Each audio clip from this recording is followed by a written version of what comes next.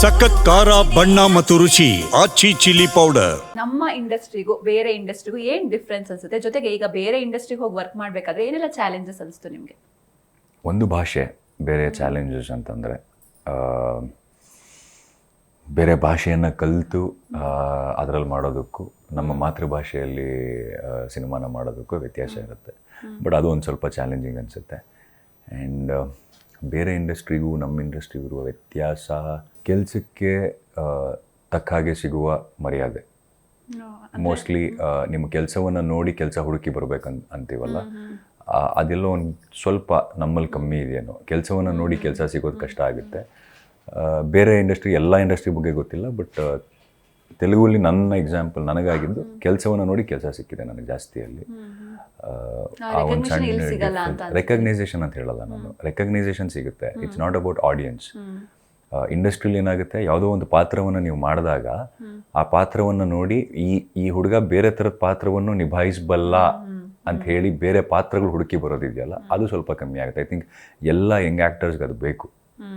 ನಮ್ಮ ಕೆಲಸವನ್ನು ನೋಡಿ ಕೆಲಸ ಸಿಗುವಂಥದ್ದು ತುಂಬ ಇಂಪಾರ್ಟೆಂಟ್ ಆಗುತ್ತೆ. ಸೊ ಅದೊಂಚೂರು ಆಗಬೇಕು ಅಂತ ಅನ್ಸುತ್ತೆ. ಸೊ ನಿಮಗೆ ಅಂದರೆ ಈಗ ಆ್ಯಕ್ಟಿಂಗ್ ಅನ್ನೋದು ನಿಮಗೆ ಪ್ಯಾಷನ್ ಆಗಿತ್ತಾ? ಹೇಗೆ ಇವ್ರು ಹೇಳಿದ್ರು ಒಂದು ಬೇರೆ ಜಾಬ್ನ ಬಿಟ್ಟು ನೀವು ಇಲ್ಲಿಗೆ ಬಂದ್ರಿ ಅಂತ. ಸೊ ಇದ್ರ ಬಗ್ಗೆ ಹೇಳಿ. ಅಂದರೆ ಸಣ್ಣ ವಯಸ್ಸಿಂದ ನಾನು ಆ್ಯಕ್ಟರ್ ಆಗಬೇಕು ಅಂತ ಕನಸಿತ್ತಾ? ಹೇಗೆ ಈ ಫೀಲ್ಡ್ ಬಂದಿದ್ದು ಹೇಗೆ?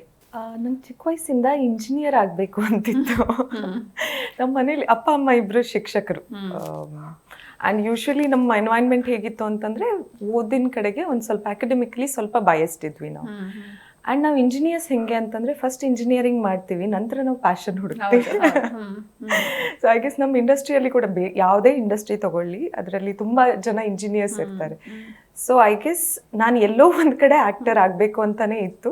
ಅದಕ್ಕೋಸ್ಕರ ಇಂಜಿನಿಯರಿಂಗ್ ಮಾಡಿದೆ ಅಂತ ನನ್ನ ನಂಬಿಕೆ. ಮೋಸ್ಟ್ಲಿ ಇಂಡಸ್ಟ್ರಿಲಿ ಕಲ್ಲೆಸಿದ್ರೆ ಎಷ್ಟು ಜನ ಇಂಜಿನಿಯರ್ಸ್ ಬೀಳುತ್ತೆ. ಅದೇ ನಮ್ದು ಹಂಗೆ ಆಗೋದು. ಅದಕ್ಕೆ ನಾವೆಲ್ಲ ಇಂಜಿನಿಯರಿಂಗ್ ಚೂಸ್ ಮಾಡ್ಕೊಳ್ಳೋದು. ಟೈಮ್ ಸಿಗುತ್ತೆ ಅಂತ, ತುಂಬ ಟೈಮ್ ಸಿಗುತ್ತೆ. ಬಟ್ ಆಕ್ಟರ್ ಆಗ್ತೀನಿ ಅಂತ ಅನ್ಕೊಂಡಿರ್ಲಿಲ್ಲ. ಬಟ್ ಚಿಕ್ಕ ವಯಸ್ಸಿಂದ ಟಿವಿ ಹುಚ್ಚಿತ್ತು. ಅದು ನಮ್ಗೆ ಏನ್ ಸಿಗಲ್ಲ ಅಲ್ಲ, ಅದ್ರ ಮೇಲೆ ಜಾಸ್ತಿ ನಮ್ಗೆ ಇಂಟ್ರೆಸ್ಟ್ ಇರುತ್ತಂತೆ. ನಾನು ಓದಿದ್ದೆಲ್ಲ ರೆಸಿಡೆನ್ಷಿಯಲ್ ಸ್ಕೂಲಲ್ಲಿ, ಹಾಸ್ಟೆಲಲ್ಲಿ. ನಮ್ದು ಟಿವಿನೇ ಇಲ್ಲ. And very strict residential school. ಬರೇ ಓದು ಓದು ಓದು ಓದು. ಬಟ್ ನಮ್ಮ ಮನೇಲಿ ಹೇಗಿತ್ತು ಎನ್ವೈರ್ನ್ಮೆಂಟ್ ಅಂತಂದ್ರೆ, ನೀನು ಓದಿನ ಜೊತೆಗೆ ಎಕ್ಸ್ಟ್ರಾ ಕರಿಕ್ಯುಲರೂ ಇರಬೇಕು, ಹಾಡು ಹಾಡಬೇಕು ಅಥವಾ ಸಿಂಗಿಂಗ್, ಡ್ಯಾನ್ಸಿಂಗ್, ಏನಾದರೂ ಒಂದಿರಲಿ ಅಂತ. ಸೊ ನನ್ನ ಅಪ್ಪಾಜಿ ನಂಗೆ ಚಿಕ್ಕ ವಯಸ್ಸಿಂದ ಕೈ ಹಿಡ್ಕೊಂಡು ಡ್ಯಾನ್ಸ್ ಕ್ಲಾಸಿಗೆ ಕರ್ಕೊಂಡು ಹೋಗ್ತಾ ಇದ್ರು. ಐ ಗೆಸ್ ಅಲ್ಲಿಂದ ಶುರುವಾಗಿದ್ದು ಅಂತ ಅನ್ಸುತ್ತೆ. ಯಾವತ್ತೂ ಸ್ಟೇಜ್ ಮೇಲೆ ಇರ್ತಾ ಇದೆ. ಸೊ ಐ ಗೆಸ್ ಅಲ್ಲಿಂದ ಕಲೆ ಮೇಲೆ ಅಥವಾ ಈ ಜನರ ಚಪ್ಪಾಳೆ, ಅವರಿಗೆ ಖುಷಿ ಪಡಿಸೋದು ಏನಿದೆ ಅಲ್ಲ, ಅದು ಐ ಗೆಸ್ ಎಲ್ಲೋ ಒಂದು ಕಡೆ ಅಲ್ಲಿಂದ ಬಂತು ಅಂತ ಅನ್ಸುತ್ತೆ. ಬೀಯಿಂಗ್ ಆನ್ ಸ್ಟೇಜ್, ಈಗ ನನಗೆ ಎಲ್ಲೋ ಒಂದು ಕಡೆ ಆ ಜನರು ಎಂಟರ್ಟೈನ್ ಆದಾಗ, ಆ ಜನರಿಗೆ ಖುಷಿ ಆದಾಗ ನಾವು ಮಾಡಿದ್ದು ಕೆಲಸದ ಮೇಲೆ, ಅದು ನನಗೆ ತೃಪ್ತಿ ಕೊಡುತ್ತೆ.